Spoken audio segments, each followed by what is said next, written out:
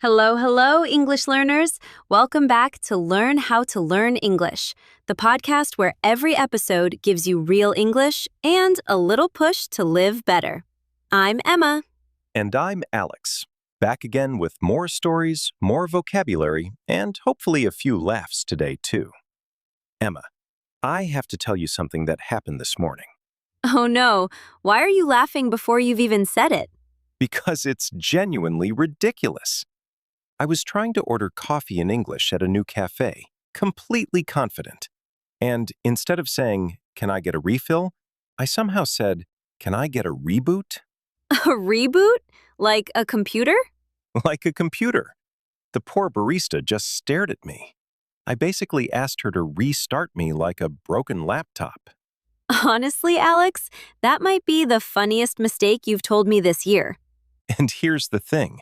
Days later, I still can't figure out why my brain grabbed reboot instead of refill. They don't even sound that similar. Actually, that's a perfect accident for today's topic, believe it or not. Oh, really? How so? Because today, we're talking about how your brain actually learns a language and why it sometimes grabs the wrong word, why practice slowly reshapes it, and how you can genuinely train it to work better for you. Today's topic is rewire your brain to learn English. Well, judging by this morning, my brain definitely needs a little rewiring. Mine too, honestly. We all need it. This episode is going to be fun, practical, and full of real science made simple. Plus, plenty more embarrassing stories, I promise. And quick favor before we start. If you enjoyed today's episode, please subscribe to Learn How to Learn English, tap that like button, and share it with a friend who's also learning. Let's start simple. What does rewire even mean? Rewire, R-E-W-I-R-E, to change the wiring of something, to connect it differently. And when we talk about the brain, it means building new connections between brain cells.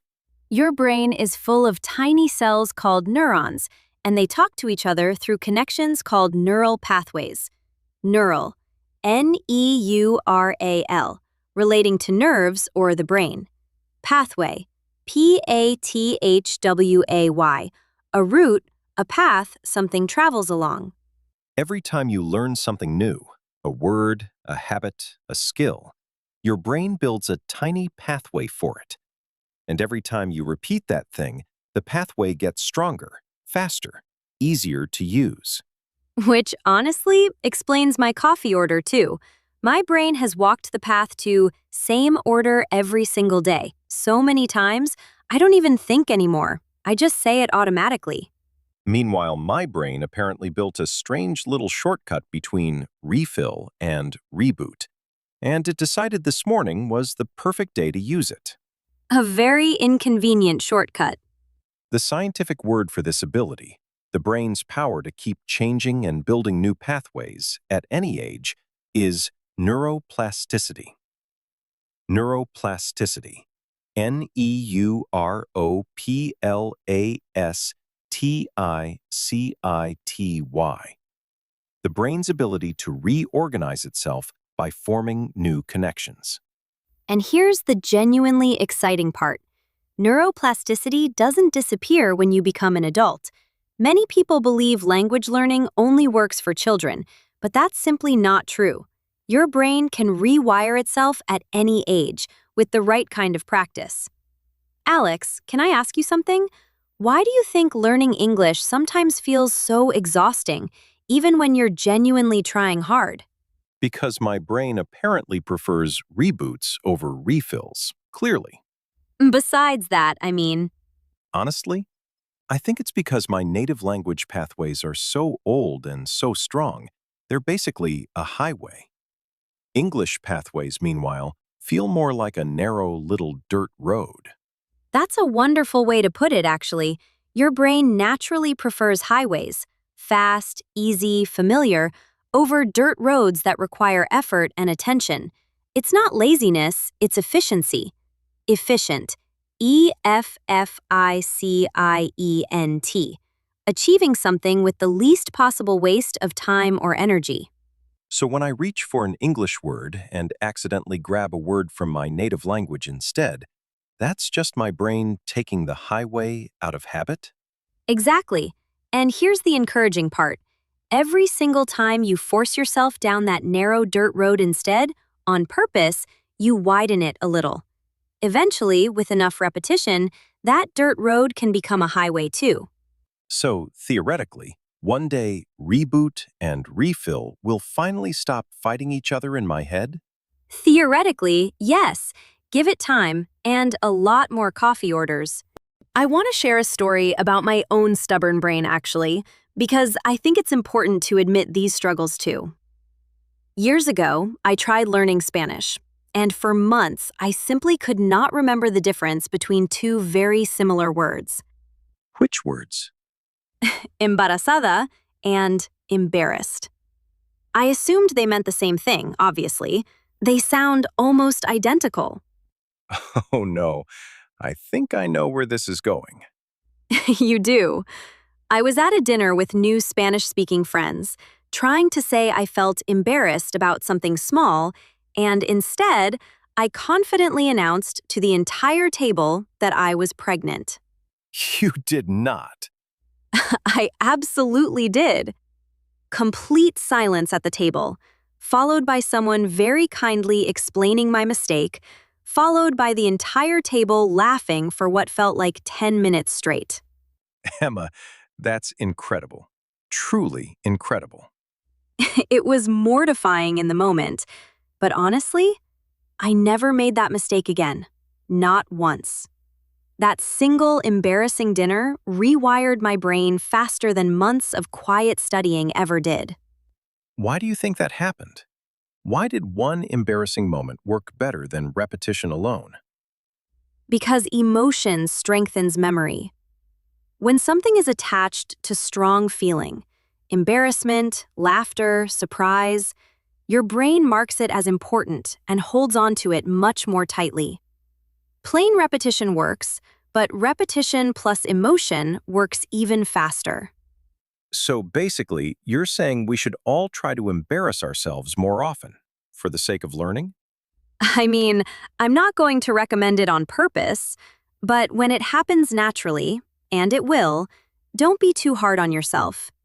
That red-faced moment is secretly doing some very useful work inside your brain. This actually connects to something a lot of learners struggle with: the fear of making mistakes out loud, in front of other people. Such an important point. Many learners quietly practice alone, perfectly in their heads, but freeze completely the moment they need to speak in front of someone real. Guilty, honestly.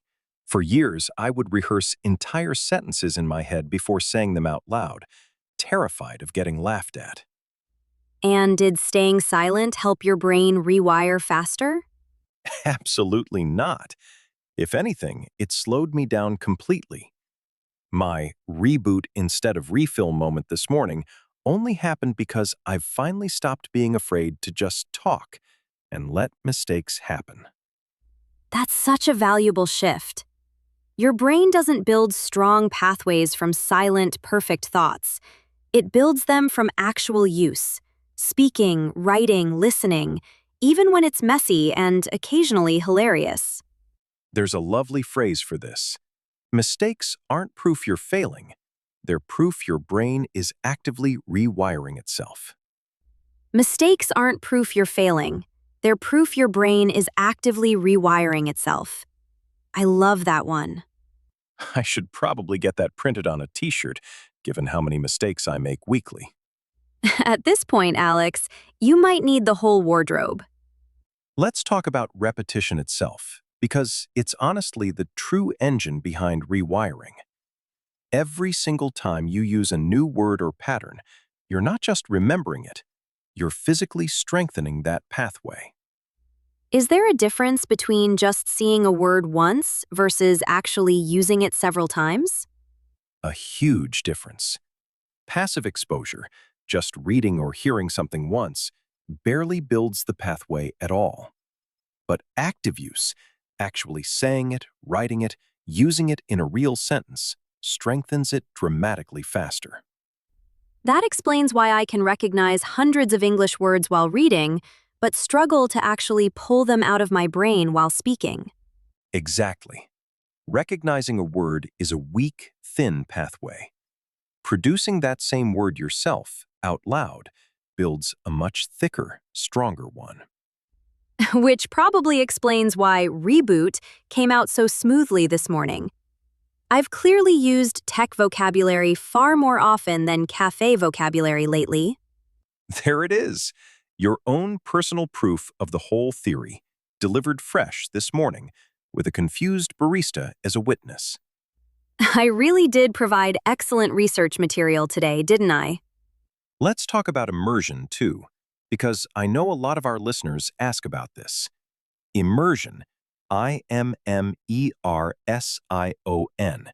being completely surrounded by something, fully involved in it. When you immerse yourself in English, watching shows, listening to podcasts like this one, reading, thinking in English occasionally, you're giving your brain far more chances to walk down that new pathway.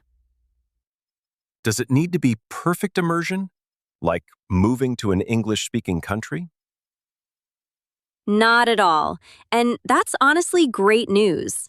Even small daily immersion, 15 minutes of English content, a short conversation, thinking through your day in English while making tea adds up significantly over time. So consistency matters more than intensity? Much more. A small daily walk down that dirt road beats one enormous walk down it once a month. Your brain rewires through frequency, not occasional bursts of effort. Meanwhile, my brain apparently gets plenty of frequency with tech vocabulary and none with cafe vocabulary.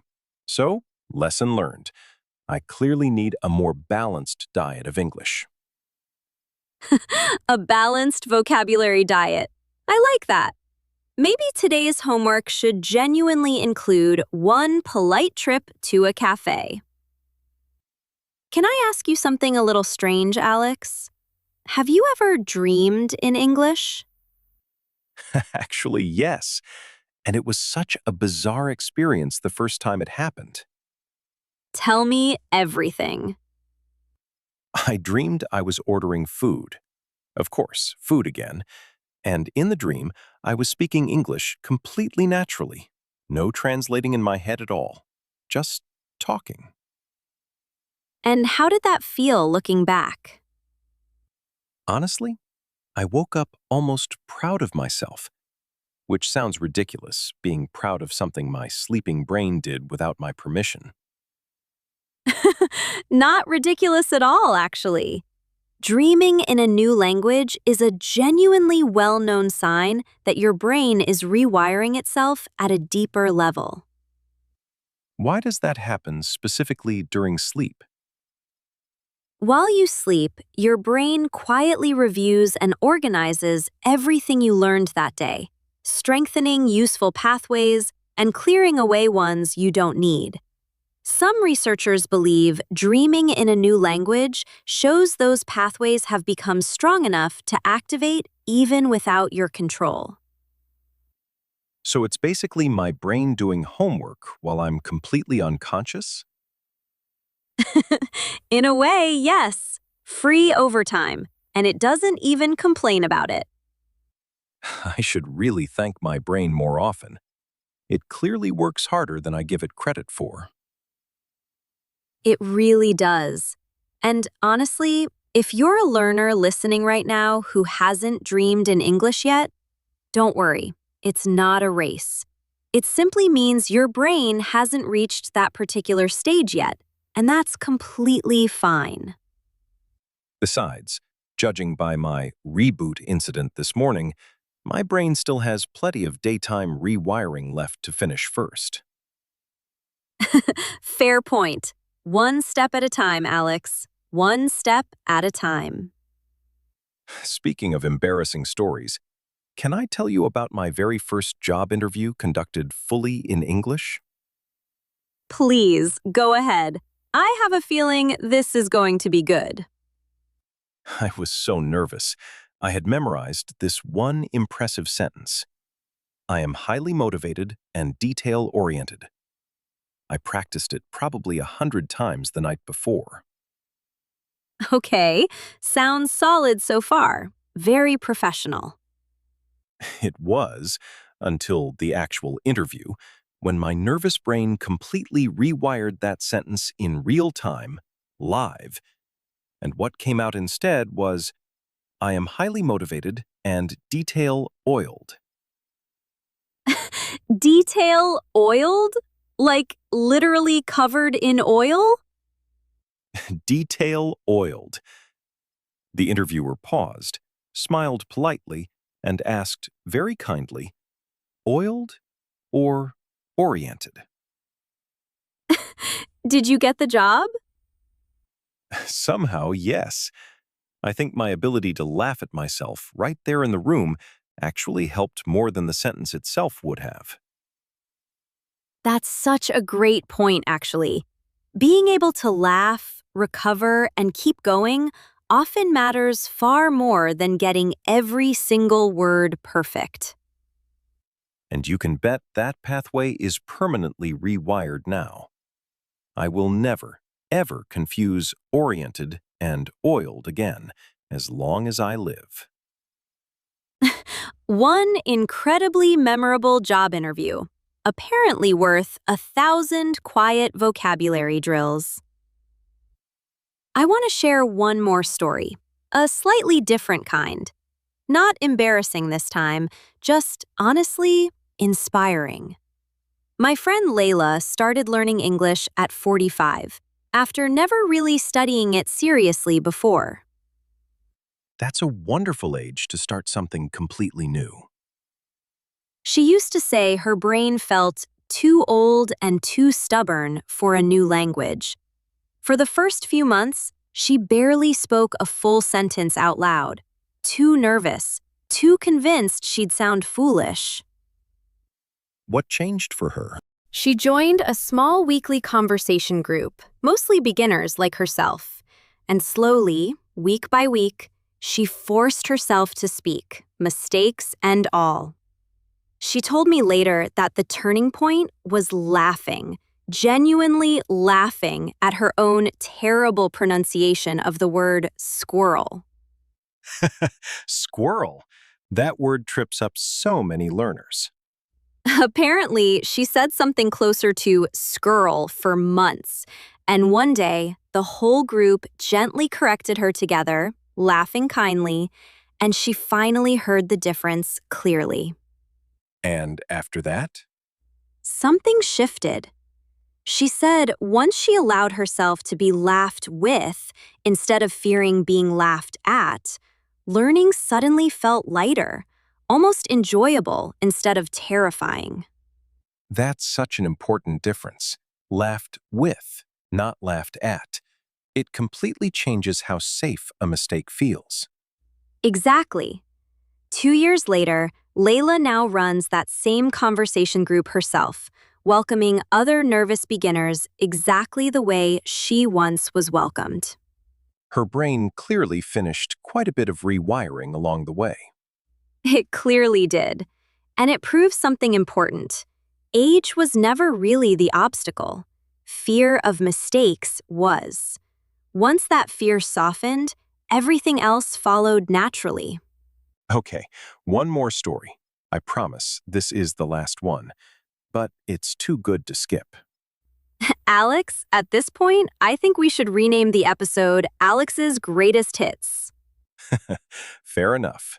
So, a few months ago, I was texting a new English-speaking colleague, trying to sound relaxed and casual.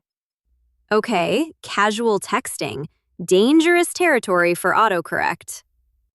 Exactly what happened. I meant to type, "Let's touch base tomorrow," a nice professional little phrase. Simple enough. What went wrong?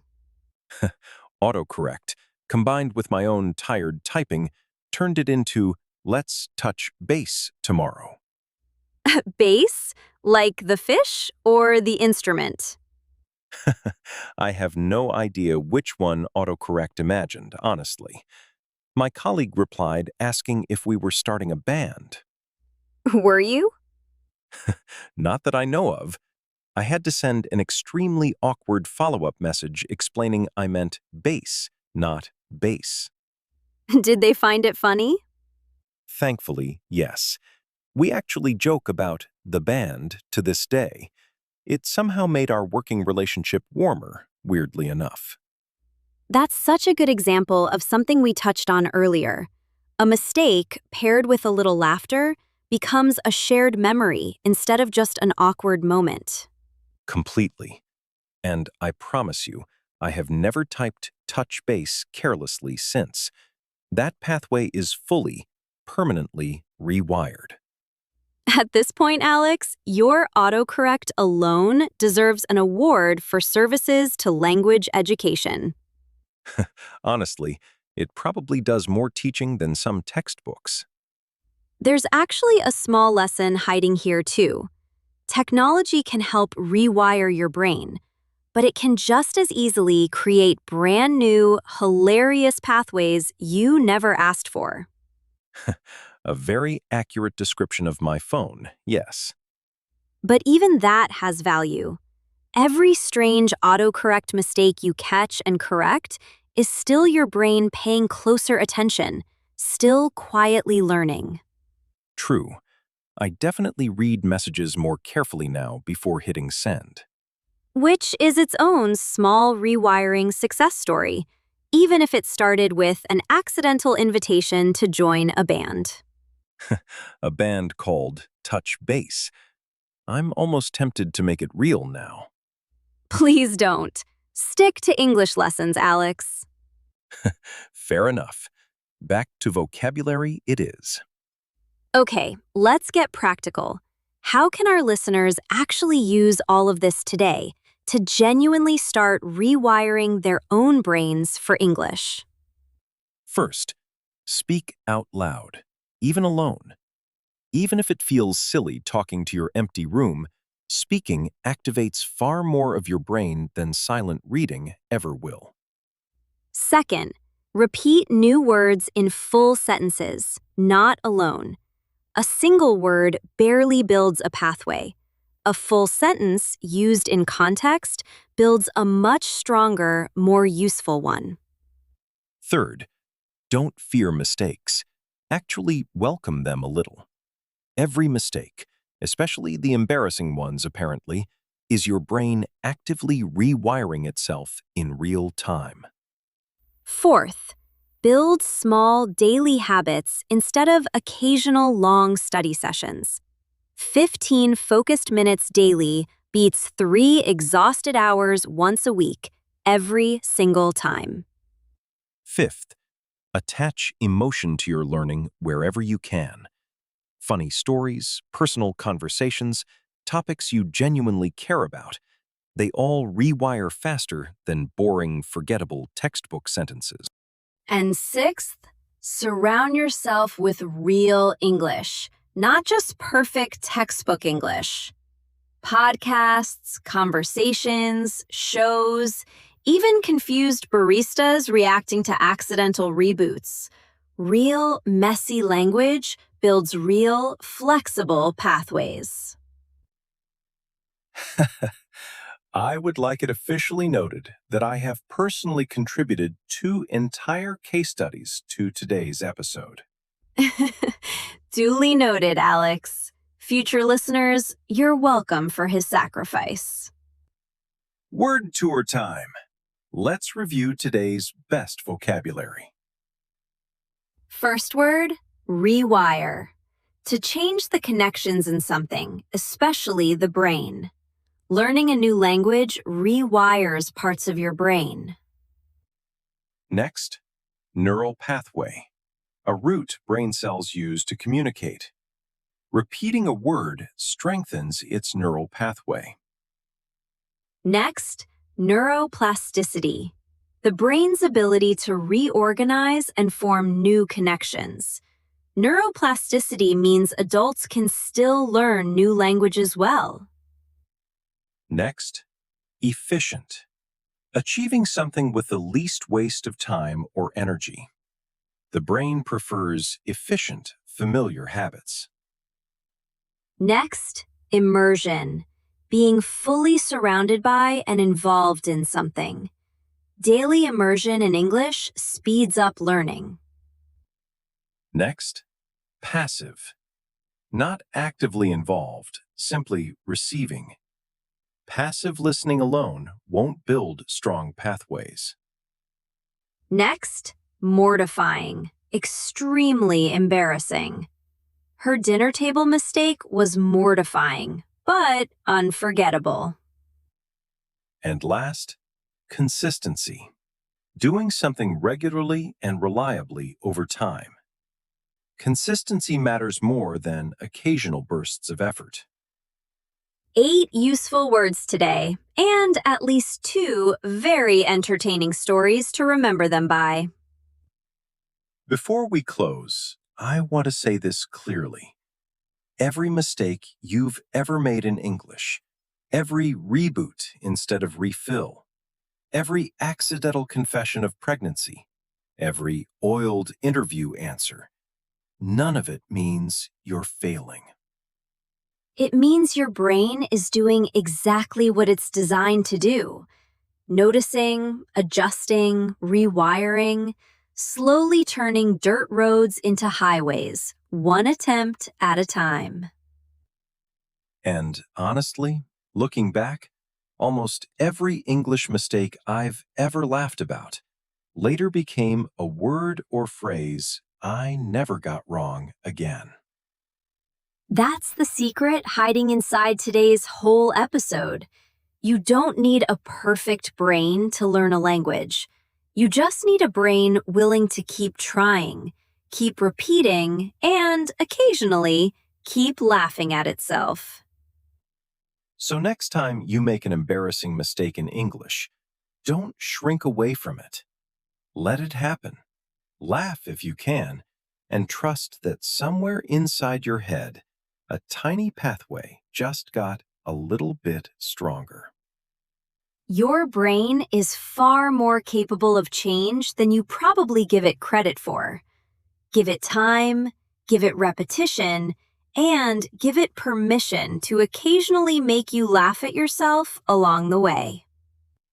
Final wrap-up. Today we talked about what rewiring your brain actually means, why your brain resists new languages, the power of repetition and immersion, why mistakes are a genuine part of learning, and a few too many of my own embarrassing stories. A generous amount of embarrassing stories, yes. In my defense, they were all educational. Our community question for today. Tell us your funniest English mistake, the kind that taught you something you never forgot. Write it in the comments, in English. We genuinely love reading these. And don't be shy. Trust me, whatever it is, it's probably not as bad as accidentally proposing pregnancy at a dinner table. Thank you for that reminder, Alex. Anytime. Today's key vocabulary to remember: rewire, neural pathway, neuroplasticity, efficient, immersion, passive, mortifying, consistency. Use them today in your own sentences about your own brain's little adventures. If today's episode made you smile, please click like, subscribe to learn how to learn English, and share it with a friend who needs a laugh and a little language motivation today. Your brain is always listening, always adjusting, always quietly rewiring itself in your favor, even during the most embarrassing moments. This was Learn How to Learn English with Alex. And Emma. Until next time, keep talking, keep laughing, and let your brain do its wonderful, messy rewiring work. Bye, everyone. Bye-bye. And please, somebody, teach me the difference between refill and reboot before my next coffee order.